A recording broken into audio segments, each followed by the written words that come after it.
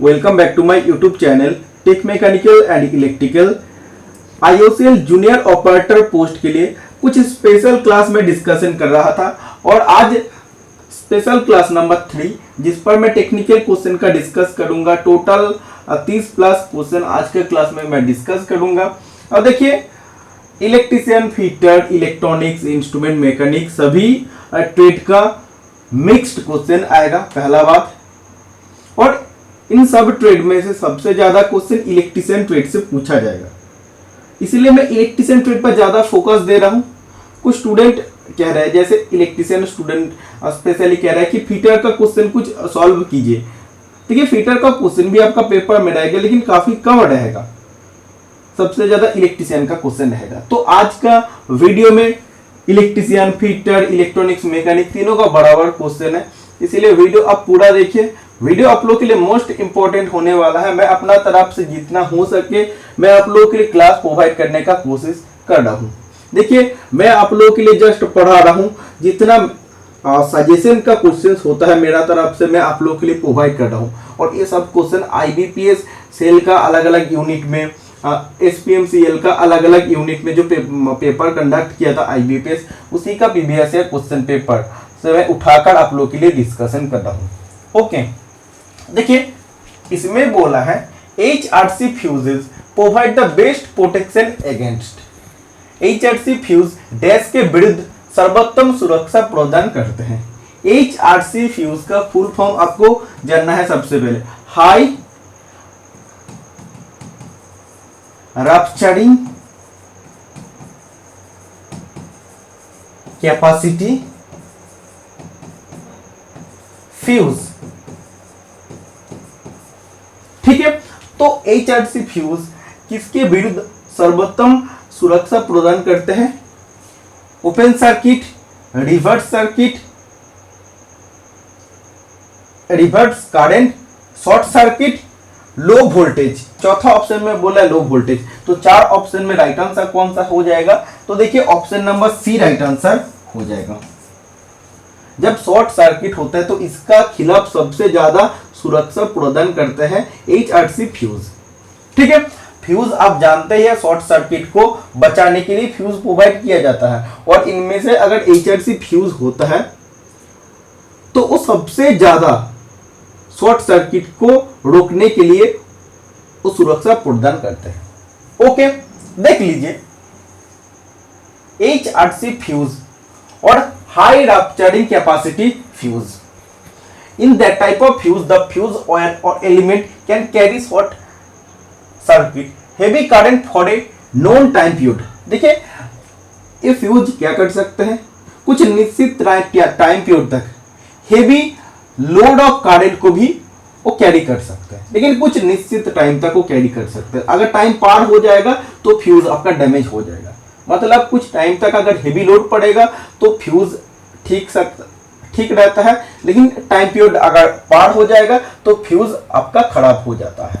देखिए, बोला during this time if the fault is remove. अगर देखिए, हो सकता है कभी कभी ज्यादा करंट आ जाता है कुछ टाइम के लिए, तो टाइम पर अगर करंट रिमूव भी हो जाता, हट भी जाता है, तो then it does not blow off. तो ये फ्यूज आपका पिघलते नहीं है, अदरवाइज इट ब्लोज ऑफ और मेल्ट। ज्यादा लंबे टाइम तक अगर करंट, हेवी करंट रहता है तो उसमें तब क्या होगा? उसमें तब फ्यूज आपका ऑटोमेटिकली कट जाएगा। ओके, जैसा बोलते हैं फ्यूज उड़ गया है, तो वही आपका होता है। कुछ निश्चित टाइम पीरियड तक जब आपको हेवी करंट, हेवी लोड या हेवी करंट को जब आपको कैरी करना पड़ेगा, उसके लिए HRC फ्यूज बहुत अच्छा है, लेकिन टाइम पार नहीं होना चाहिए। ओके, और फ्यूज आप जानते हैं, फ्यूज जो भी मेटेरियल्स के बने होते हैं उसके लो मेल्टिंग पॉइंट होना चाहिए, ताकि जब भी वो थोड़ा सा भी हेवी करंट उसमें पड़ता है वो पिघल जाता है और वो घर का शॉर्ट सर्किट होने से बचा लेता है। देखिए, for operating voltages beyond 66 kilo volt dash cables are used. मतलब कोई 66 किलो वोल्ट से अधिक ऑपरेटिंग वोल्टेज के लिए डैश केबल का उपयोग किया जाता है। ठीक है, तो देखिए, 66 किलो वोल्ट से अधिक ऑपरेटिंग वोल्टेज के लिए कौन सा केबल का उपयोग किया जाता है? ऑप्शन आप चेक कर लीजिए। Belted, SL type, H type और ऑयल फीड। तो देखिए oil feed is the right answer हो जाएगा। ओके, तो इस क्वेश्चन का राइट आंसर क्या है? Oil feed. तो इसमें आपको क्वेश्चन में पूछा है, जब देखिए ऑपरेटिंग वोल्टेज 66 किलो वोल्ट से भी ज्यादा होता है तो आपको ऑयल फील्ड केबल का यूज करना होता है। बियॉन्ड मतलब 66 किलो वोल्ट से भी अबव जब हो जाता है तब उसके लिए आपको ऑयल फील्ड केबल आपको यूज करना होता है। देख लीजिए, the following types of cable are generally used for 3 phase service. 3 phase service के लिए कुछ फॉलोइंग टाइप मतलब नीचे दिया गया कुछ टाइप का केबल होता है। 3 फेज सर्विस का हिसाब से आपको बोला, तो 3 फेज सर्विस का हिसाब से कौन सा केबल होता है? जैसे बेल्टेड केबल होता है, स्क्रीन केबल होता है एंड प्रेशर केबल होता है। बेल्टेड केबल का कैपेसिटी कितना होता है? Up to 11 kilo volt. Screen cable का कैपेसिटी कितना होता है?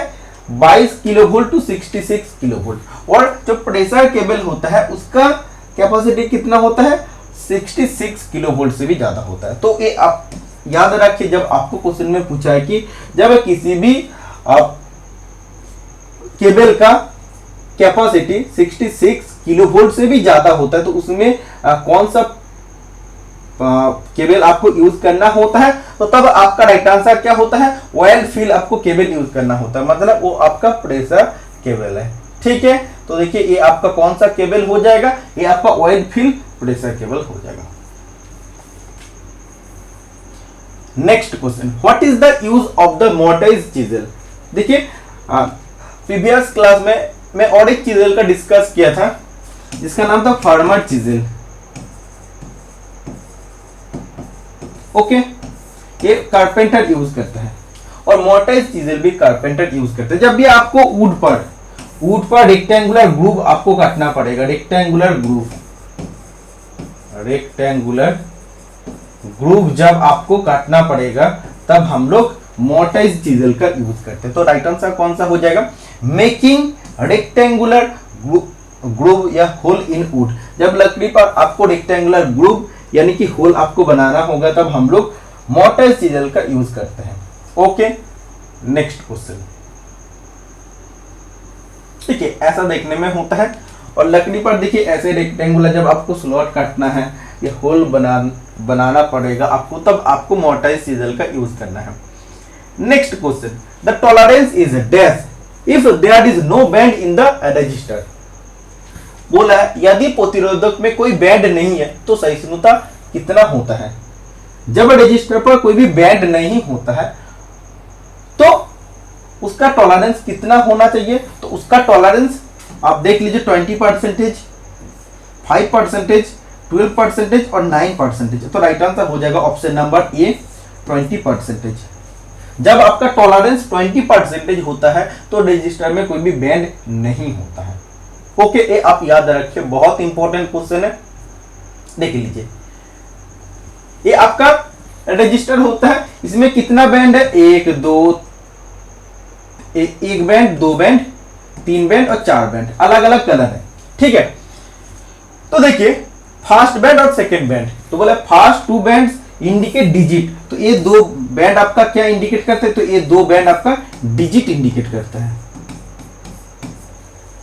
Third band indicate multiplier, third band जो है ये आपको मल्टीप्लायर को इंडिकेट करता है, इससे क्वेश्चन आपको पूछा जाएगा।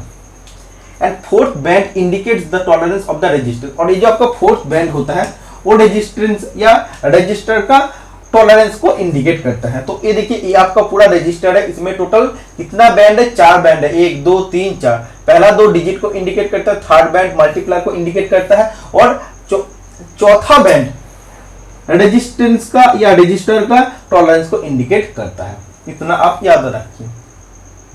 देखिए, for representation of tolerance in a resistor is shown by the fourth colour band on it. देखिए, फोर्थ कलर बैंड जो आपका है, तो फोर्थ कलर अगर आपका गोल्ड होता है तो उसमें टॉलरेंस कितना होगा? 5%। अगर सिल्वर कलर होता है तो 10%, और अगर नो कलर होता है तो उसमें 20% होता है। नो कलर में 20% होता है। Okay, so when only 3 colour are given on any resistor, जब किसी भी देखिए रजिस्टर में, जैसे इसमें देखिए इसमें आपका 4 कलर दिया है, इसमें अगर सिर्फ ये 3 कलर दिया रहता है तब क्या होगा, तब then it's tolerance consider 20% by default. तो आपको पता चल रहा है कि इसका बाय डिफॉल्ट टॉलरेंस कितना होगा 20%, क्योंकि देखिए इस बैंड का जो चौथा बैंड है, टॉलरेंस बैंड आपका होता है, उसका कोई कलर नहीं होता, तो कलर नहीं है मतलब उसका टॉलरेंस कितना हो जाएगा 20% हो जाएगा। ठीक है, तो ये जो आपका टॉलरेंस बैंड होता है इसका कोई कलर नहीं होता, जब कलर नहीं होता है तब 20% उसका टॉलरेंस होता है। अगर कलर होता है गोल्ड तो 5% टॉलरेंस होता है, और सिल्वर होता है तो 10% टॉलरेंस होता है। देखिए वीडियो आप पूरा देखिए, आपको फिटर का क्वेश्चन मिलेगा, इलेक्ट्रॉनिक्स का भी क्वेश्चन मिलेगा। The number of register used in a Wheatstone bridge is. तो देखिए व्हीटस्टोन ब्रिज में प्रयुक्त प्रतिरोधक की संख्या कितना होता है। तो व्हीटस्टोन ब्रिज देखिए देखने में आपका कैसा होता है, देखने में ऐसा होता है। तो इसका 4 आर्म होता है, 1 आर्म, 2 आर्म, 3 आर्म, 4 आर्म, मतलब 4 भुजाएं होते हैं, और 4 भुजाएं में एक एक आपका रेजिस्टेंस होता है, एक रेजिस्टेंस इधर, एक रेजिस्टेंस इधर, एक रेजिस्टेंस इधर, एक रेजिस्टेंस। ठीक है, तो आपको क्वेश्चन में क्या पूछा है, आपको क्वेश्चन में पूछा है the number of register used in a Wheatstone bridge is. तो व्हीटस्टोन ब्रिज में कितना रजिस्टर हो रहा है, 4 रजिस्टर हो रहा है। इसका 4 आर्म है, इधर एक register, register number 3, register number 2 और रजिस्टर नंबर आपका X इसमें दिया, मतलब वो आपको फाइंड आउट करना है। ओके, तो इधर आपको समझ आ गया व्हीटस्टोन ब्रिज का 4 आर्म होता है और एक एक आर्म में एक एक रजिस्टर होता है। तो टोटल कितना रजिस्टर होता है 4। तो option number D right answer हो जाएगा। Okay, next question, which of the following is an active element in A circuit. निम्नलिखित में से कौन सा परिपथ में एक सक्रिय तत्व है। तो देखिए सर्किट में कौन सा एक्टिव एलिमेंट होता है, जहां से एक्चुअली एनर्जी जेनरेट होता है या जो एनर्जी सप्लाई करते हैं, उसी को हम लोग एक्टिव एलिमेंट कहते हैं सर्किट का। ठीक है, तो इसमें बोला है 4 ऑप्शन में से सर्किट का कौन सा एक्टिव एलिमेंट होता है। तो इसको समझने से पहले सबसे पहले आपको एक्टिव एलिमेंट और पैसिव एलिमेंट क्या होता है वो आपको समझना है। ओके, देखिए एक्टिव एलिमेंट्स कैन जनरेट और supply energy to an electric circuit. मतलब एक्टिव एलिमेंट वो एलिमेंट होता है जो एनर्जी जनरेट करता है, उत्पन्न करता है और सप्लाई करता है। किसको सप्लाई करता है, इलेक्ट्रिक सर्किट को सप्लाई करता है। Then have the ability to control the flow of electron, और इसका एक मतलब कैपेबिलिटी होता है या इसका एक दक्षता होता है कि इलेक्ट्रॉन फ्लो को वो कंट्रोल कर सकता है। फ्लो ऑफ इलेक्ट्रॉन को हम लोग क्या कहते हैं, इलेक्ट्रिसिटी कहते हैं। तो एक्टिव एलिमेंट वो एलिमेंट होता है जो एनर्जी जनरेट करता है और सर्किट तक एनर्जी को सप्लाई देता है। और आप ये भी बोल सकते हैं फ्लो ऑफ इलेक्ट्रॉन को कंट्रोल कर सकते हैं। फ्लो ऑफ इलेक्ट्रॉन मतलब इलेक्ट्रिसिटी को कंट्रोल कर सकते हैं, मतलब इलेक्ट्रिसिटी जनरेट और इलेक्ट्रिसिटी को सप्लाई देना सर्किट में एक काम होता है एक्टिव एलिमेंट का। ओके, इसका एग्जांपल क्या होता है, एक्टिव एलिमेंट का एग्जांपल होता है वोल्टेज एंड करंट सोर्स, और जनरेटर भी इसका एग्जांपल होता है। Voltage and current source and generator active element का एग्जांपल होता है। Passive element, it receive energy which it can be dissipate, absorb और स्टोर।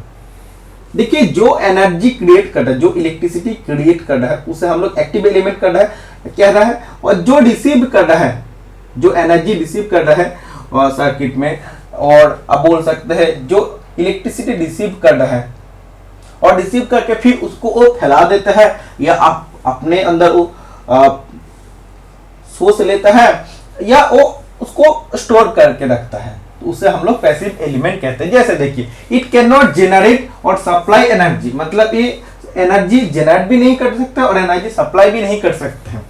जैसे पैसिव एलिमेंट का एग्जांपल क्या था, रजिस्टर होता है, जैसे वो बाधा क्रिएट कर सकते हैं, कैपेसिटर एनर्जी स्टोर कर सकते हैं, इंडक्टर और ट्रांसफार्मर। ये 4 एग्जांपल होता है इसका पैसिव एलिमेंट का। तो ये एनर्जी को रिसीव करता है, उसके बाद वो अलग अलग एनर्जी को फैला भी सकता है, फिर अपने अंदर सोर्स मतलब खींच सकता है, अपने अंदर स्टोर कर सकते हैं। ओके, देखिए बोले transformer is also a passive component, transformer को भी हम लोग पैसिव कंपोनेंट या पैसिव एलिमेंट क्यों कहते हैं, क्योंकि इसका काम होता है सिर्फ डिक्रीज और increase the voltage and current. Transformer का क्या काम होता है, वोल्टेज और करंट को कम करना और ज्यादा करना, लेकिन उसमें पावर हमेशा सेम रहता है, but the power is always constant, तो पावर उसमें हमेशा सेम रहता है। तो आपको समझ आ गया कौन सा एक्टिव एलिमेंट है, कौन सा पैसिव एलिमेंट है। क्वेश्चन में आपको पूछा है कि सर्किट का कौन सा एक्टिव एलिमेंट है, इंडक्टर, कैपेसिटर, रेजिस्टर और करंट सोर्स। देखिए ये जो तीन आपको मिल रहा है, इंडक्टर, कैपेसिटर और रेजिस्टर, ये तीनों आपका क्या हो जाएगा, ये तीनों आपका हो जाता है पैसिव एलिमेंट, और बचते क्या है, ये आपका करंट सोर्स, करंट और वोल्टेज सोर्स। ओके, तो ये आपका हो जाता है right answer, option number C ये राइट आंसर हो जाएगा इस क्वेश्चन का। ओके, करंट और वोल्टेज सोर्स एक्टिव एलिमेंट होता है, और जनरेटर भी होता है, क्योंकि जनरेटर आप जानते हैं उससे क्या होता है, इलेक्ट्रिसिटी जनरेट होता है। Okay, wait, a dash has rows of teeth in two directions across each other and is used to file hard material such as steel, brass and bronze। देखिए स्पेशल क्लास में मैं आप लोग के लिए discuss किया था कि वो कौन सा फाइल होता है जिसमें 2 rows ऑफ टीथ रहता है। देखिए ऐसे अगर आपका सिंगल रो ऑफ टीथ रहता है तो इसे हम लोग सिंगल कट फाइल कहते हैं, अगर डबल रो ऑफ टीथ रहता है इसे हम लोग डबल कट फाइल कहते हैं। और डबल कट फाइल कब यूज किया जाता है, डबल कट फाइल यूज किया जाता है स्टील जैसा हार्ड मटेरियल काटने के लिए, ब्रास, ब्रोंज को फाइलिंग करने के लिए यूज किया जाता है। तो 4 ऑप्शन है, देखिए curve cut file, single cut file, raft cut file और डबल कट फाइल। तो option number D right answer हो जाएगा इस क्वेश्चन का। ओके, देखिए इसमें देखिए 1 रो ऑफ टीथ, देखिए टीथ सब एक ही रो में कटे हैं, एक ही रो में कटे हैं, लेकिन इसमें देखिए टीथ पहले ऐसे ऐसे ऐसे ऐसे ऐसे कटा है, उसके बाद और एक रो ऑफ टीथ ऐसे ऐसे भी ऊपर देखो कटा। समझ आ गया है ना। तो इसमें डबल रो ऑफ टीथ है, इसीलिए डबल कट फाइल है। सिंगल कट फाइल हम लोग यूज करते हैं सॉफ्ट मेटल का फाइलिंग करने के लिए। Which of the following wiring is recommended for temporary installation, मतलब अस्थायी स्थापना और इंस्टॉलेशन के लिए कौन सी वायरिंग रिकमेंड किया जाता है या आपको सजेस्ट किया जाता है जब आपको टेम्पोररी इंस्टॉलेशन करना होता है, तो कौन सा वायरिंग हम लोग करते हैं। देखिए ये आपका रिपीट क्वेश्चन है, पहले भी इस क्वेश्चन का मैं डिस्कस किया था, लेकिन इसका फिगर मैं आप लोगों को नहीं दिखाया था, इसीलिए और एक बार आप लोगों के लिए इस क्वेश्चन को आप लोगों का सामने लेकर आया हूं और देखते कि कितना सारा स्टूडेंट को याद है। अगर आपको याद है मतलब आप सही से क्लास किए हैं। जब आपको टेम्पोररी इंस्टॉलेशन करना होता है तो इसके लिए कौन सा वायरिंग सही होता है, TRS wiring, PVC conduct wiring, CTS wiring और क्लिट वायरिंग। तो इस क्वेश्चन का राइट आंसर हो जाएगा cleat wiring. Cleat wiring option number D right answer हो जाएगा। क्लिट वायरिंग देखिए ऐसे होता है, मतलब देखिएगा घर पे आपका वायरिंग अलग अलग टाइप ऑफ होता है, दीवार का अंदर से भी वायरिंग होता है, बाहर से भी हो तो उसके ऊपर हम लोग केसिंग लगा देते हैं। वैसे हम लोग देखिए ऐसे तार भी निकाल के हम लोग सिर्फ इसमें सिर्फ हम लोग एक एक सैडल लगाकर, ऐसे हम लोग एक एक सैडल लगाकर हम लोग वायरिंग कर सकते हैं। तो ये तार आपको क्या होता है बाहर एकदम दिखाई देता है, तो ऐसा टाइप ऑफ वायरिंग को हम लोग क्लिट वायरिंग कहते हैं। देखिए क्लिट वायरिंग हम लोग डोमेस्टिक पर्पस में जनरली नहीं करते हैं, करना नहीं चाहिए। अब देखिएगा ऐसा वायरिंग बहुत कम होता है, जब भी कोई नया घर बनाता है ऐसे थोड़ी ना वायरिंग करता है। Cleat wiring is considered for the best method of temporary wiring. जब आपको किसी भी जगह में अस्थायी वायरिंग आपको करना है तो तब आपको क्लिट वायरिंग आप लोग के लिए ठीक है। It involves laying wires through insulated cleat which are mounted on wall और सीलिंग। देखिए ऐसे तार आपको दीवार पर या सीलिंग पर आपको लगे रहता है, बीच बीच में एक एक सैडल देके हम लोग क्या करते हैं उसको टाइट रखते हैं। The wires are easily accessible and can be quickly removed and rearranged। तो इससे क्या होता है वायर आपको बाहर एकदम मिल जाता है, कभी भी खराब हो जाता है उसको आप खोल सकते हैं, उसको आप रिप्लेस कर सकते हैं। लेकिन दीवार के अंदर से जो वायरिंग करते हैं ना तो उसमें आप लोग के लिए बहुत प्रॉब्लम होता है जब आपको चेंज करना होता है। ठीक है, तो देखिए जब आपको टेम्पोररी इंस्टॉलेशन करना है तो क्लिट वायरिंग आप लोग के लिए ठीक है, लेकिन डोमेस्टिक पर्पस के लिए आपको ऐसा नहीं करना चाहिए। बहुत इंपॉर्टेंट क्वेश्चन है, प्रीवियस क्लास में डिस्कस किया था, देख लिया कि कितना सारा स्टूडेंट का याद है। Next question, A 220 volt 100 watt bulb is connected to a 110 volt source. Calculate the power consumed by the bulb. एक 220 वोल्ट 100 वाट का बल्ब 110 वोल्ट के स्रोत से जुड़ा है। बल्ब द्वारा उपयोग या उपभोग की जाने वाली पावर की गणना करें। तो आपको पावर निकालना है। सबसे पहले देखिए इसका रेटिंग क्या है, 220 वोल्ट 100 वाट, और उसको हम लोग किससे कनेक्ट किया, 110 वोल्ट सोर्स के साथ कनेक्ट किया। इसके लिए आप इसके लिए पावर क्या कंज्यूम होगा वो आपको निकालना है। ठीक है, फॉर्मूला आप जानते हैं, R is equal to resistance is equal to voltage square upon power.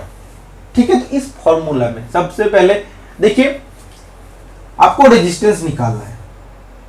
Voltage आप जानते हैं, पहले वोल्टेज आपको कितना बोला, उसका रेटिंग में वोल्टेज आपका 220 बोला, तो 220 इंटू 220 हो जाएगा। अपन पावर आपको बोला है 100 वाट, तो रेजिस्टेंस कितना आ गया, 484 ओम आ गया है। अब आपको बोला है कि इस बल्ब को हम लोग 110 वोल्ट सोर्स के साथ हम लोग जोड़े हैं, करंट सोर्स के साथ, तो इसके लिए पावर कितना कंज्यूम होगा। सेम फॉर्मूला आपका होगा। तो पावर के लिए देखिए, इसी को पावर को अगर आपको निकालना तो ये आपका क्या हो जाएगा, अगर आपको इसी फॉर्मूला से अगर P निकालना तो V स्क्वायर अपन R हो जाएगा, बिल्कुल होगा। तो देखिए V स्क्वायर वोल्टेज आपका तब क्या होगा, 110 वोल्ट आपको बोला, इसके साथ हम लोग कनेक्ट किए, तो वोल्टेज स्क्वायर मतलब 110 इंटू 10, और रेजिस्टेंस आपका कितना निकल गया, 484। तो ये आप लिखिएगा, तो इसमें आपका कितना देगा, 25। तो 25 पावर का यूनिट का भी ओम होता है, रेजिस्टेंस का यूनिट ओम होता है, तो 25 आपका क्या होगा, 25 वाट हो जाएगा। ठीक है, देख लीजिए, तो ये आपका option number D right answer हो जाएगा। Which material is the paramagnetic substance? देखिए 3 टाइप ऑफ सब्सटेंस होता है, एक आपका फेरोमैग्नेटिक, एक पैरामैग्नेटिक और डाईमैग्नेटिक। तो तीनों को सबसे पहले समझना है, उसके बाद ही आपको पता चलेगा कौन सा पैरामैग्नेटिक, कौन सा फेरोमैग्नेटिक और कौन सा डाईमैग्नेटिक। देखिए फेरोमैग्नेटिक मटेरियल जो होता है वो मैग्नेट द्वारा स्ट्रांगली अट्रैक्टेड होता है, मैग्नेट द्वारा स्ट्रांगली आकर्षित होता है। और paramagnetic feebly attracted by magnet, मतलब मैग्नेट द्वारा हल्का हल्का अट्रैक्ट होता है, हल्का हल्का आकर्षित होता है। और जो डाईमैग्नेटिक होता है वो मैग्नेट द्वारा आकर्षित होने का जगह क्या होता है, विकर्षित होता है, मतलब वो मैग्नेट से बिल्कुल भी आकर्षित नहीं होता। इसीलिए बोला फीबली रिपेल्ड बाय मैग्नेट, मतलब मैग्नेट से हल्का विकर्षित होता है। एग्जाम्पल देख लीजिए, फेरोमैग्नेटिक का एग्जाम्पल है आयरन, कोबाल्ट, निकेल, गैडोलिनियम। और पैरामैग्नेटिक का एग्जाम्पल है एल्यूमिनियम, क्रोमियम, एल्काली मेटल, इसमें आपका कॉपर भी आता है। ओके, डाईमैग्नेटिक में जैसे बिस्मथ, लेड, गोल्ड, सिल्वर, ये आपका होता है एयर। ओके, तो इसमें देखिए, इसमें आपको बोला है पैरामैग्नेटिक, मतलब जो हल्का मैग्नेट से अट्रैक्ट होता है, तो ये आपका कॉपर राइट आंसर हो जाएगा। ओके, बाकी देखिए आयरन भी आपका नहीं होगा क्योंकि आपका फेरोमैग्नेटिक, ये आपका बिस्मथ, ग्रेफाइट, ये आपका डाईमैग्नेटिक, 2 डाईमैग्नेट होता है। इसीलिए option number B right answer हो जाएगा, right answer. Okay,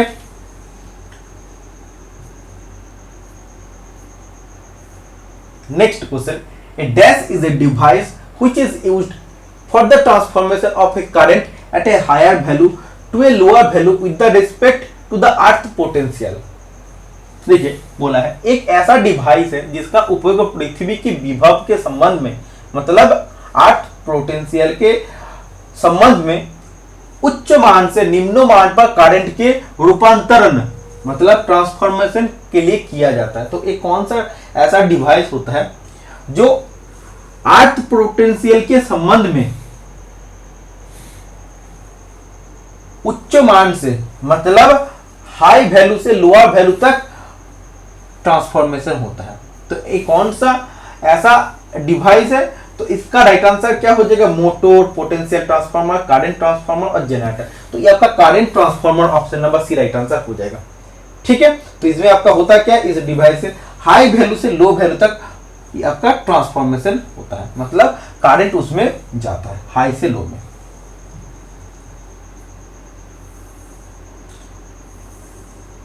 the deflecting torque of a moving iron instrument is directly proportional to. Moving iron instrument का विक्षेपण टॉर्क के डैश सीधे अनुपातिक होता है। तो किसके सीधे अनुपातिक होता है? Square of the current is the right answer हो जाएगा। ओके, तो देखिए मूविंग आयरन इंस्ट्रूमेंट का deflecting torque square of the current के डायरेक्टली प्रोपोर्शनल होता है। इससे और 3 क्वेश्चन होता है, वो आपको पढ़ना है। देखिए, in moving coil instrument the deflecting torque is directly proportional to the average value of the current. ठीक है, तो डिफ्लेक्टिंग टॉर्क किसके डायरेक्टली प्रोपोर्शनल होता है? सरल अनुपातिक किसका होता है? करंट के एवरेज वैल्यू का होता है। और जो क्वेश्चन में आपको पूछा है मूविंग आयरन इंस्ट्रूमेंट में डिफ्लेक्टिंग टॉर्क उसके करंट के आरएमएस वैल्यू का स्क्वायर के अनुपातिक होता है, सरल अनुपातिक होता है। ठीक है, तो देखिए मूविंग आयरन इंस्ट्रूमेंट का डिफ्लेक्टिंग टॉर्क करंट के आरएमएस वैल्यू का स्क्वायर के सरल अनुपातिक होता है। इन हॉट वायर इंस्ट्रूमेंट, तो अब क्या बोला है? ये दो दिखे, ये आपका हॉट वायर इंस्ट्रूमेंट, ये आपका इंडक्शन टाइप इंस्ट्रूमेंट। तो पहले आपका था मूविंग आयरन इंस्ट्रूमेंट, तो दो आपका याद हो गया। तो देखिए हॉट वायर इंस्ट्रूमेंट में डिफ्लेक्टिंग टॉर्क डायरेक्टली प्रोपोर्शनल होता है square of the RMS value of the current. तो उसमें भी करंट के आरएमएस वैल्यू का स्क्वायर के सरल अनुपातिक होता है। और इंडक्शन टाइप इंस्ट्रूमेंट में डिफ्लेक्टिंग टॉर्क उसके फ्रीक्वेंसी के सरल अनुपातिक होता है। ओके, ये सब 4 फैक्टर आपको याद रखना है। What is the similar term in magnetic circuit for conductance in electrical circuit? जैसे देखिए इलेक्ट्रिकल सर्किट में आप कंडक्टेंस कहते हैं, मतलब चालकता कहते हैं आप। मैग्नेटिक फील्ड में इसी का सिमिलर टर्म क्या होता है? इसी का सिमिलर टर्म आप ऑप्शन देख लीजिए, रिलेक्टिविटी, परमियंस, रिलेक्टेंस और परमिटिविटी, सॉरी परमिएबिलिटी। इस क्वेश्चन का राइट आंसर हो जाएगा परमियंस। ठीक है, तो कंडक्टेंस का मतलब होता है चालकता। ये आपका किसमें हो गया? ये आपका इलेक्ट्रिक सर्किट में हो गया। और जब मैग्नेटिक का बारे में बात करेगा तो मैग्नेटिक में वो आपका हो जाता है परमियंस। ठीक है, और देखिए आप जानते हैं कंडक्टेंस का ऑपोजिट क्या होता है? रेजिस्टेंस होता है। चालकता का जो ऑपोजिट होता है, वो जो विरोधिता करता है, तो वो रेजिस्टेंस होता है।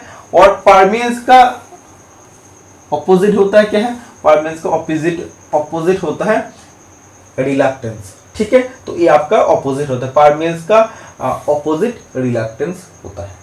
ठीक है, तो आप बोल ऐसे भी क्वेश्चन पूछा जा सकता है। इलेक्ट्रिकल सर्किट में अगर रेजिस्टेंस होता है तो मैग्नेटिक फील्ड में उसके सिमिलर टर्म क्या होता है? तो रेजिस्टेंस का सिमिलर टर्म होता है रिलक्टेंस। ठीक है, तो इस क्वेश्चन का राइट आंसर हो जाएगा option number B.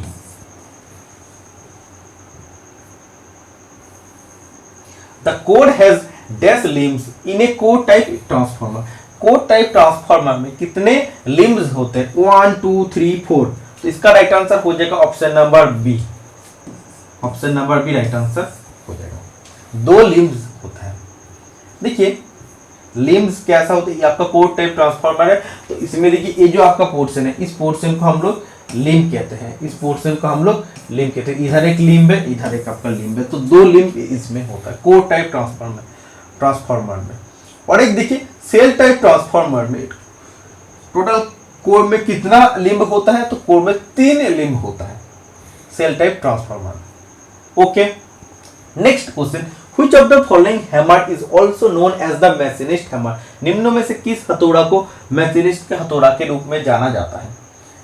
Ball peen hammer, club hammer, sledge hammer, hand hammer. तो बॉल पिन हैमर को हम लोग मैशिनिस्ट का हैमर का नाम में जानते हैं। बॉल पिन हैमर किस पर्पस के लिए यूज होता है? Ball peen hammer riveting purpose के लिए यूज होता है। इसका पिन का शेप कैसा होता है? पिन का शेप होता है स्फेरिकल।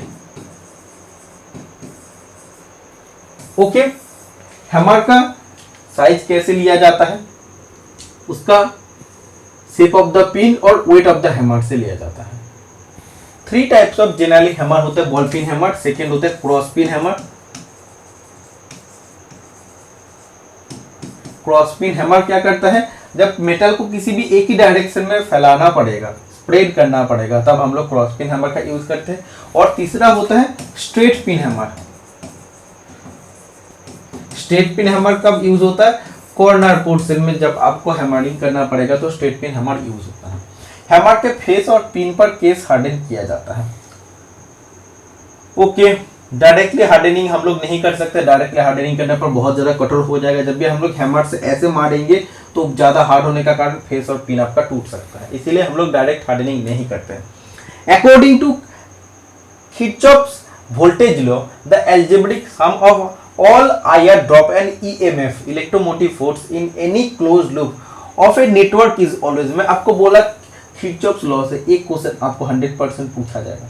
करंट लॉ बताया था, वो फर्स्ट लॉ, और वोल्टेज लॉ सेकेंड लॉ होता है। इसमें बोला है इसके जितना भी IR ड्रॉप होते हैं और जो EMF होता है किसी भी क्लोज लूप में, उसका अलजेब्रिक सम हमेशा 0 होता है। क्या होता है, तो ये आपका 0 राइट आंसर हो जाएगा as per Kirchhoff's voltage law. तो 0 ऑप्शन नंबर ये आपका राइट आंसर हो जाएगा। ओके, देखिए किसी भी एक क्लोज लूप है, जितना भी इसमें आईआर ड्रॉप होता है या वोल्टेज ड्रॉप होता है और ईएमएफ होता है, तो उसका अलजेब्रिक सम का वैल्यू कितना होता है, इज इक्वल टू 0 होता है।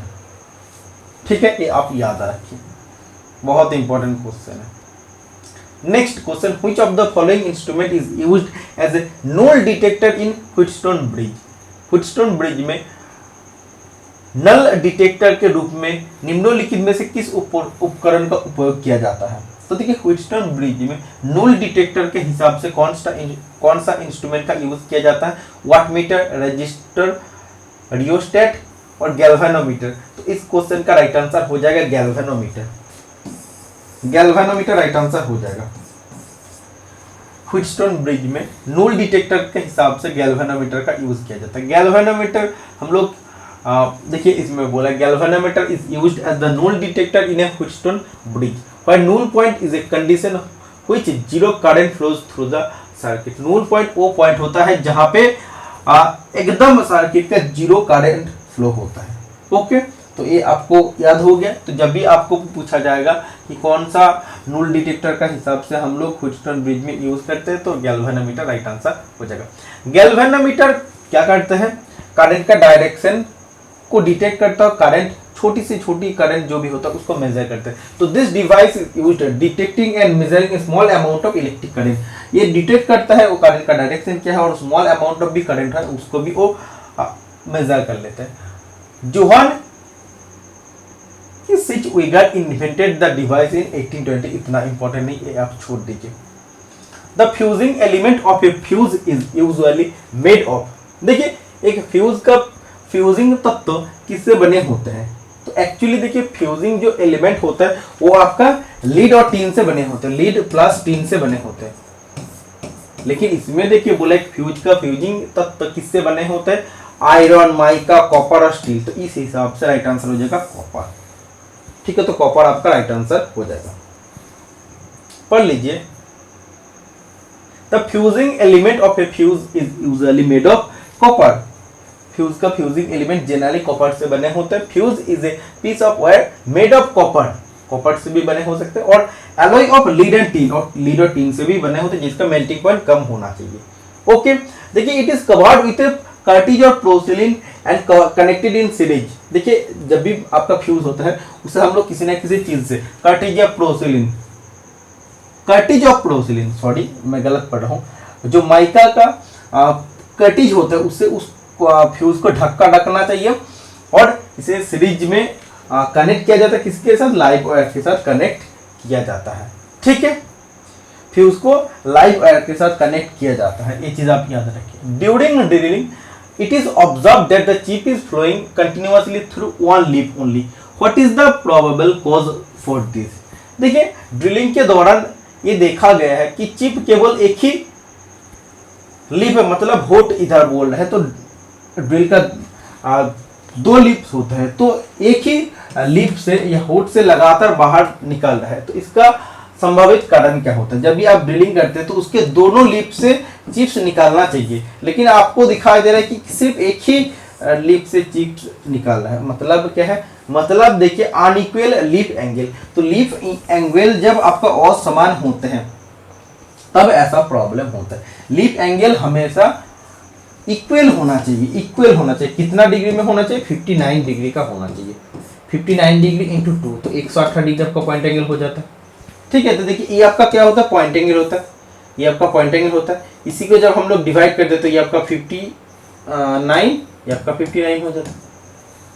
ओके, तो जब लिप एंगल समान होता है तो आपको दिखता है कि सिर्फ चिप्स एक ही साइड से निकालना है। What will be the result if the clearance angle in a drill is increased? बहुत इंपॉर्टेंट क्वेश्चन है, बहुत एग्जाम में एक क्वेश्चन रिपीट हुआ है बहुत बार। यदि ड्रिल के या ड्रिल में क्लियरेंस कोण बढ़ा दिया जाता है तो क्या परिणाम होगा? तो देखिए ड्रिल का क्लियरेंस एंगल जितना भी बढ़ते जाएगा उसका काटिंग एज उतना ज़्यादा वीक होते जाएगा, तो वीक काटिंग एज आपका हो जाएगा। ठीक है, ड्रिल का ये जो आपका ड्रिल है, ये आपका सरफेस है, जॉब सरफेस है, तो ये आपका क्लियरेंस एंगल, ये आपका क्लियरेंस एंगल। जितना ज़्यादा आप ड्रिल का क्लियरेंस एंगल और बढ़ाएंगे, और अगर बढ़ाते हैं तो क्लियरेंस एंगल आपको और ज़्यादा, तो जो आपका काटिंग एज हो जाता है वो बहुत ज़्यादा कमजोर हो जाता है, तो कमजोर कटिंग एज ये आपका राइट आंसर हो जाता है। इसीलिए क्लियरेंस एंगल आपको प्रॉपर प्रोवाइड करना चाहिए। ड्रिल का क्लियरेंस एंगल कितना होता है? 8 से 12 डिग्री जनरल पर्पस के लिए होता है। ओके, ये सब फीटर का क्वेश्चन है। The height of snap head rivet is standardized to. Snap head rivet की ऊंचाई मानकीकृत है। तो देखिए स्नैपेड रिवेट जो हम लोग सबसे ज्यादा कॉमनली यूज करते हैं, और पेन हेड रिवेट, ये आप याद रखिए, पेन हेड रिवेट, इसका हम लोग यूज करते हैं स्ट्रक्चरल वर्क के लिए, स्ट्रक्चरल वर्क के लिए। जब भारी काम होता है उसके लिए हम लोग पेन हेड रिवेट का यूज करते हैं। ओके, तो देखिए स्नैपेड रिवेट का हाइट कितना होना चाहिए? 0.7 into diameter of the rivet. Rivet के जो भी डायमीटर है तो 0.7 इंटू डी आपका होना चाहिए उसके हेड के height. Okay, next question, which one of the following is the correct position of threading tool to cut V thread? देखिए विद थ्रेड काटने के लिए थ्रेडिंग टूल की निम्नलिखित में से कौन सी स्थिति सही है? देखिए थ्रेडिंग टूल, लेद में आप थ्रेड काट सकते हैं, इसके लिए आपको थ्रेडिंग टूल अलग से बनाना होता है जो वी शेप का ऐसे दिखने में होता है। तो इसको बनाने के लिए आपको आप तो बना सकते हैं, लेकिन प्रॉपर आपका वी शेप का बने हैं कि नहीं, या जितना डिग्री एंगल में आपको चाहिए। अगर आपको मेट्रिक थ्रेड करना है तो 60 डिग्री में आपको वी को बनाना पड़ेगा। अगर विटिश थ्रेड कट रहा है तो 55 डिग्री में वी को बनाना पड़ेगा। तो प्रॉपरली वी आपका एंगल में बन रहा है कि नहीं, ये चेक करने के लिए ग्राइंडिंग करते टाइम चेक करने के लिए आपको क्या यूज करना पड़ता है? सेंटर गेज यूज करना पड़ता है, सेंटर गेज। इससे आप चेक कर सकते हैं कि प्रॉपर एंगल में आपका वी थ्रेडिंग टूल बन रहा है कि नहीं। क्वेश्चन आपको पूछा जाता है वी थ्रेडिंग टूल में कौन सा एंगल नहीं होता? रेक एंगल बिल्कुल भी नहीं होता है। ओके, तो देखिए जब आपका टूल बनकर तैयार हो जाता है तो उसको जब भी आपको टूल पोस्ट पर सेट करना होता है तो कैसे आपको सेट करना होता है? तो देखिए exactly at the centre height of the workpiece with the tool axis perpendicular to the workpiece axis. तो देखिए सेंटर हाइट सोचिए ऐसा है और उसके ये आपका एक्सिस है।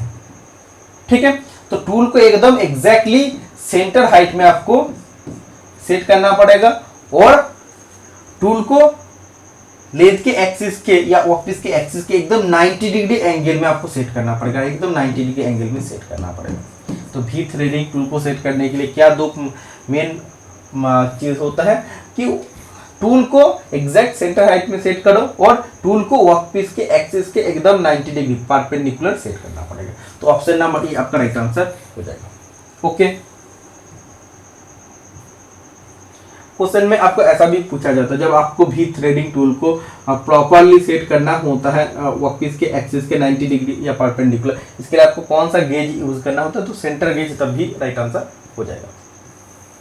A tool which is used for laying out large circle is, एक उपकरण जिसका उपयोग बड़े वृत्त बनाने के लिए किया जाता है। तो ऐसा एक मार्किंग टूल है जिससे हम लोग large diameter circle, large diameter arc बना सकते हैं। ट्रेमेल, डिवाइडर, तो डिवाइडर से हम लोग स्मॉल साइज सर्कल बना सकते हैं, आर्क बना सकते हैं। लेकिन ट्रेमेल जो होते हैं इससे हम लोग बीम कॉम्पास कहते हैं, बीम कॉम्पास, इससे हम लोग लार्ज डायमीटर सर्कल आर्क बना सकते हैं। मैक्सिमम डाया कितना हो सकता है, 1800 मिलीमीटर आपका हो सकता है। एक क्वेश्चन इसरो में पूछा गया था एक बार। What is the name of the tool used to cut thicker sheet? देखिए मोटी चादर को काटने के लिए प्रयुक्त उपकरण का नाम क्या है। जब पतला शीट होता है तो उसको काटने के लिए स्निप यूज होता है। तो पतली शीट का थिकनेस कितना तक हो सकता है, तो स्निप से काटने के लिए शीट का थिकनेस 1.2 मिलीमीटर तक होगा तो ठीक है। इससे ज़्यादा अगर मोटा शीट हो जाता है उसको काटने के लिए हम लोग को शेयर यूज करना पड़ता है। तो ज़्यादा मोटा जब आपका चादर होता है उसको काटने के लिए आपको लीवर्ड शेयर का यूज करना पड़ेगा। Option number D right answer हो जाएगा। Okay, next question, the shapes of a file is use to. देखिए शेप एज फाइल का किस लिए यूज किया जाता है। एक फाइल होता है जिसे हम लोग शेपेज फाइल कहते हैं। किस फाइल को कहते हैं, हैंड फाइल को कहते हैं। हैंड फाइल भी आपका फ्लैट फाइल के जैसा होता है। इन दोनों का क्रॉस सेक्शन रेक्टेंगुलर होता है, फेस में भी आपका सिंगल का डबल कट हो सकता है। लेकिन हैंड फाइल में कोई भी टेपर नहीं होता है, उसके विद में कोई भी टेपर नहीं होता है, ये चीज आपको याद रखना है। और हैंड फाइल का फेस में आपका टीथ रहता है, ठीक है, एक साइड में सिंगल का टीथ रहता है और एक साइड में बिल्कुल भी टीथ नहीं होता है, नो टीथ, जिसे हम लोग सेफ साइड कहते हैं। ठीक, इसलिए इसमें टीथ नहीं होता एक साइड में। देखिए आपका वर्कपीस अगर ऐसा होता है, आपका वर्कपीस अगर ऐसा होता है, और देखिए आपको सिर्फ इसी जगह में फाइलिंग करनी है, इस सरफेस में आपको फाइलिंग करना है। ये आपका प्रॉपर्ली बन गया है, पहले से आपका परफेक्टली बन गया है। तो देखिए अगर आप इस फाइल का नॉर्मली फ्लैट फाइल का यूज करते हो तो फ्लैट फाइल का दोनों तरफ, दोनों साइड में टीथ होता है। तो जब भी आप ऐसे ऐसे करते हैं ना, इधर जब आप फाइल से जब भी आप मटेरियल से रिमूव करते हैं तो साइड में सिंगल का टीथ है, वो इस सरफेस में टच होता है। इस सरफेस में टच होकर क्या होता है, इस सरफेस में मेटल को काट देता है। तो क्या होता है, फिनिश सरफेस को डैमेज कर देता है। अगर आप शेपेज फाइल या हैंड फाइल यूज करते हो तो इस साइड में कोई भी टीथ नहीं होता, तो आपको ऐसे यूज करना होता। तो जब अगर टीथ नहीं होगा तो इसका साथ अगर टच भी होगा, वर्कपीस के साथ अगर टच भी होता है तो उससे क्या होगा, कटिंग नहीं होगा, इससे मटेरियल आपका हटेगा नहीं इस साइड से, तो आपका वर्कपीस परफेक्ट रहेगा। तो इसीलिए देखिए आपको ये चीज याद रखना है, हैंड फाइल हम लोग यूज करते हैं एडजेसेंट, किसी भी वर्कपीस के एडजेसेंट साइड में फाइलिंग करने के लिए। ठीक है, तो देखिए इस क्वेश्चन का राइट आंसर हो जाएगा प्रोटेक्ट द एडजेसेंट साइड, मतलब निकटवर्ती साइड को प्रोटेक्ट, बचाने के लिए शेपेज फाइल का यूज किया जाता है।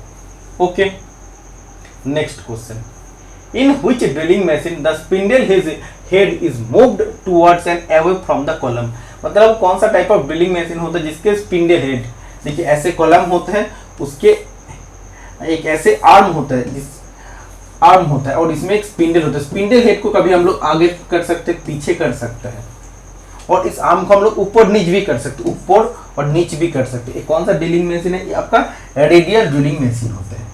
इसमें हेवी वर्कपीस पर हम लोग अलग अलग डायमीटर का होल बना सकते हैं। ठीक है, और वर्कपीस का सेटिंग को हटाकर भी नहीं, हम लोग अलग अलग जगह में ड्रिलिंग कर सकते हैं।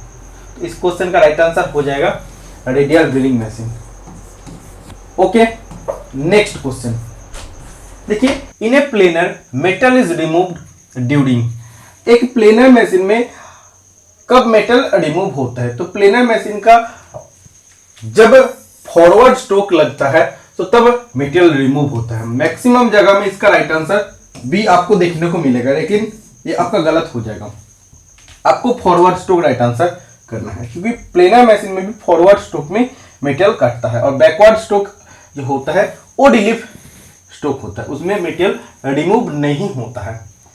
Next question, which gear is used in indexing equipment, मतलब वो कौन सा गियर है जिसे हम लोग इंडेक्सिंग इक्विपमेंट के लिए यूज करते हैं। तो ये चार ऑप्शन में से, जैसे helical gear, rack and pinion, ये आपका रैक हो जाएगा RSC के, rack and pinion, spar gear और वर्म एंड वर्म व्हील, तो ये आपका worm and worm wheel right answer हो जाएगा। Okay, worm and worm wheel हम लोग कहां पर यूज करते हैं, जब आपको दो शाफ्ट के बीच पावर आपको 90 डिग्री में ट्रांसमिट करना पड़ेगा और जब आपको लार्ज स्पीड रिडक्शन करना पड़ेगा वर्म शाफ्ट से वर्म व्हील तक, तो तब आपको वर्म एंड वर्म व्हील आपको यूज करना पड़ेगा। ठीक है, बहुत इंपॉर्टेंट क्वेश्चन है, जितना भी बोला मैं आपको याद रखना है। इंडेक्सिंग रेशियो इसका कितना होता है 40:1, 40:1 इसका इंडेक्सिंग रेशियो होता है। देखिए, the blank diameter used in thread rolling is, thread आप अलग अलग मेथड से काट सकते हैं, जैसे टैप एंड डाई, उसके बाद आप लेद मशीन से थ्रेड कर सकते हैं, आप जैसे चेजर से थ्रेड काट सकते हैं, उसकी मिलिंग से थ्रेड काट सकते हैं, कास्टिंग करके थ्रेड कर सकते हैं, ग्राइंडिंग करके थ्रेड कर सकते हैं, वैसे आप रोलिंग करके भी थ्रेड कर सकते हैं। लेकिन थ्रेड रोलिंग में कोई भी चिप्स नहीं निकलता है, तो ये चिपलेस प्रोसेस होता है। इसके लिए इसे इसके प्लास्टिसिटी अवस्था में वर्कपीस को लेके जाना पड़ता है और फिर इसमें थ्रेड फॉर्म होता है, और इसमें जो थ्रेड होता है बहुत स्ट्रॉन्ग थ्रेड होता है, और जब मास प्रोडक्शन में आपको थ्रेड प्रोड्यूस करना होता है तो थ्रेड रोलिंग से हम लोग थ्रेड को बनाते हैं। तो थ्रेड रोलिंग के लिए आपको क्वेश्चन में क्या पूछा, ब्लैंक डायमीटर कितना होना चाहिए, तो ब्लैंक डायमीटर होना चाहिए equal to the pitch diameter of the thread, धागे के पिच व्यास के बराबर होना चाहिए। ऑप्शन नंबर बी आपका राइट आंसर हो जाएगा। ओके, और उसके बाद जब भी अब थ्रेड रोलिंग से अब थ्रेड बनाते हैं तो उस जो पिच डायमीटर में हम लोग उसे बनाते हैं वो ऑटोमेटिकली उसके मेजर डायमीटर बन जाता है, क्योंकि इसमें थ्रेड फॉर्म होता है। ओके, नालिंग का जैसा ये आपका चिपलेस प्रोसेस होता है, थ्रेड कटिंग प्रोसेस होता है, थ्रेड कटिंग नहीं होता, इसमें थ्रेड फॉर्मिंग होता है। Which one of the following screw thread element is not checked with the thread ring gauge? देखिए, रिंग गेज से हम लोग हमेशा आउटसाइड मेजरमेंट चेक करते हैं और प्लग गेज से हमेशा इंटरनल मेजरमेंट चेक करते हैं। इसमें थ्रेड रिंग गेज बोला तो थ्रेड रिंग गेज से हम लोग क्या कर सकते हैं, थ्रेड रिंग गेज से हम लोग चेक कर सकते हैं, एक्सटर्नल थ्रेड का चेकिंग कर सकते हैं, और थ्रेड प्लग गेज से हम लोग इंटरनल थ्रेड का चेकिंग कर सकते हैं। तो बोला थ्रेड रिंग गेज से हम लोग थ्रेड का कौन सा एलिमेंट को चेक नहीं कर सकते। देखिए, हम लोग पिच चेक कर सकते हैं, हम लोग प्रोफाइल चेक कर सकते हैं, हेलिक्स एंगल चेक कर सकते हैं, लेकिन हम लोग पिच डायमीटर चेक नहीं कर सकते। पिच डायमीटर आपको चेक करने के लिए आपको स्क्रू पिच माइक्रोमीटर का यूज करना पड़ेगा। ठीक है, तो option number D right answer हो जाएगा इस क्वेश्चन का। Next question, main alloying element of stainless steel are. देखिए, स्टेनलेस स्टील में मेन एलोइंग एलिमेंट क्या होता है, मुख्य मिश्र धातु क्या होता है, क्रोमियम एंड निकेल होता है। अब देखिएगा, एक कॉमन अनुपात रहता है 18:1, तो 18 में आपका क्या रहता है, क्रोमियम रहता है, 8 में आपका निकेल रहता है। और स्टेनलेस स्टील क्यों नाम है, क्योंकि इसमें स्ट्रेन नहीं लगता, जंग नहीं लगता है। किसके कारण नहीं लगता है, क्रोमियम के कारण जंग इसमें नहीं लगता है। Okay, next, semiconductors in their purest dash known as form are. Hindi में पढ़िए, आपको समझ आ जाएगा। अपने शुद्धतम रूप में अर्धचालक को डैश के रूप में भी जाना जाता है। देखिए, सेमीकंडक्टर के प्योरेस्ट फॉर्म को हम लोग किस नाम में जानते हैं, इंट्रिंसिक सेमीकंडक्टर के नाम में हम लोग जानते हैं। ऑप्शन नंबर ए आपका राइट आंसर हो जाएगा। बहुत बहुत important question, VVI। Next, for an NPN transistor, if the base emitter junction is forward biased and the base collector junction is reverse biased, then what is the mode of operation? एक NPN transistor में अगर उसके base emitter junction forward biased है और base collector junction reverse biased है, तो किस type of या किस मोड ऑफ ऑपरेशन है, cut off, forward active, reverse active या सैचुरेशन। तो forward active option number B इस क्वेश्चन का राइट आंसर हो जाएगा, अग्र सक्रिय। ठीक है, तो ऑप्शन नंबर बी इस क्वेश्चन का राइट आंसर है। The XOR gate produces N output high when the both inputs are. एक क्वेश्चन पहला क्लास में भी मैं डिस्कस किया था, बोला XOR गेट आउटपुट उच्च तब उत्पन्न करता है जब दोनों इनपुट होता है। तो जब दोनों इनपुट आपका अनइवन होता है तो तब आउटपुट आपका हाई होता है। ठीक है, ये आप याद रखिए, किस गेट में होता है, XOR गेट में होता है। ठीक है, ऐसा क्वेश्चन अगर आपको पूछा जाता है, which of the following logic gate has a high output when the two inputs are high, जब दोनों इनपुट हाई होता है तब आउटपुट हाई होता है, तो किस गेट में, एंड गेट में होता है। अगर आपको ऐसा पूछता है which one of the following logic gate gives high output with its all inputs are low, जब दोनों इनपुट लो होता है फिर भी आउटपुट हाई देता है, तो किस गेट में होता है, नॉर गेट में होता है। तो इसमें आपको याद रखना है एक्स और गेट में जब दोनों इनपुट अनइवन और समान होता है तब उसके आउटपुट भी हाई होता है। ओके, तीनों याद रखिए।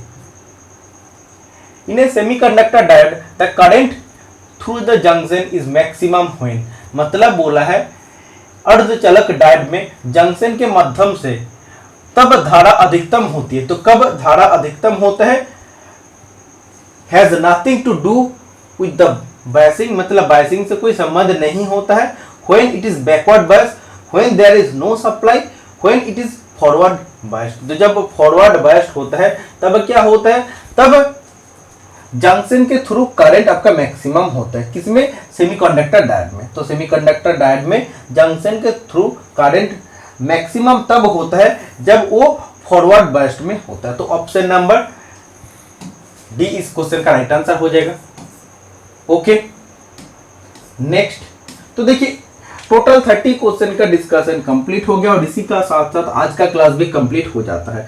फिर मिलते हैं नेक्स्ट वीडियो में, और वीडियो अगर आपको अच्छा लगे तो वीडियो को लाइक कर दीजिएगा, और मैं कोशिश करूंगा और एक दिन में एक से ज़्यादा क्लास प्रोवाइड आप लोगों को करने का। तो आज के लिए इतना ही, मिलते हैं नेक्स्ट वीडियो में, टाटा बाय बाय।